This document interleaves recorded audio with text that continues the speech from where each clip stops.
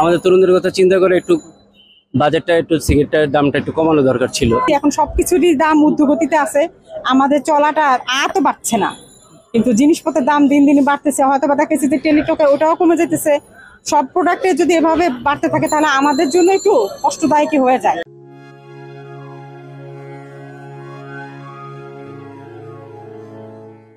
সেটা আসলে আমাদের মতো মধ্যবিত্ত বা নিম্ন মধ্যবিত্তদের প্রয়োজন পড়ে না।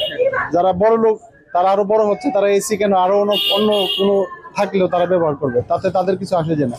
কিন্তু টিভি এগুলো তো আমাদের মধ্যবিত্ত বা নিম্ন মধ্যবিত্ত যারা সবাই এগুলো দেখতে চায়। এই জন্য আমি মনে করি এটার উপরে ট্যাক্স বসানোটা সমীচীন হবে বলে আমার মনে হয় না। আমার জায়গায় তাদের জন্য এটা আসলে একটু ডিফিকাল্ট হয়ে যায়, কারণ আমরা তো যে পরিস্থিতিতে আছি এখন সবকিছুরই দাম ঊর্ধ্বগতিতে আছে, আমাদের চলাটা আর তো বাড়ছে না, কিন্তু জিনিসপত্রের দাম দিন দিন বাড়তেছে। হয়তো বা দেখেছি যে টেলিটকে ওটাও কমে যেতেছে। সব প্রোডাক্টে যদি এভাবে বাড়তে থাকে তাহলে আমাদের জন্য একটু কষ্টদায়কই হয়ে যায়, কারণ আমরা তো আসলে নিরুপায়, কি করব এর মধ্যে। তবে উচিত যে এটা বাজেটের মধ্যে এটা একটু আয়তা আনা, যাতে সবার মধ্যে সামঞ্জস্য ব্যালেন্স করে চলতে পারে, যে সবাই যাতে চলতে পারে, এটুকুই। এটা ঠিক আমাদের জন্য।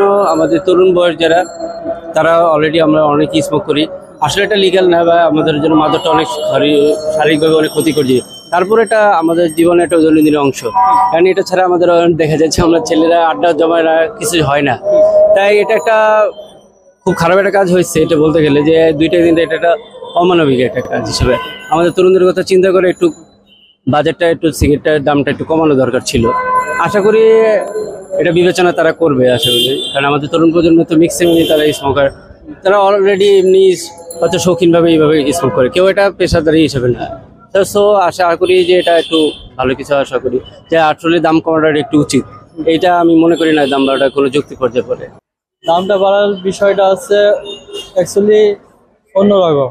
আমি যেহেতু এমবি কিনতাম অল্প টাকায় অনেক এমবি, এখন সেই হিসাবে আপনার এমবি দিচ্ছে কম, রেটটা নিচ্ছে অনেক বেশি।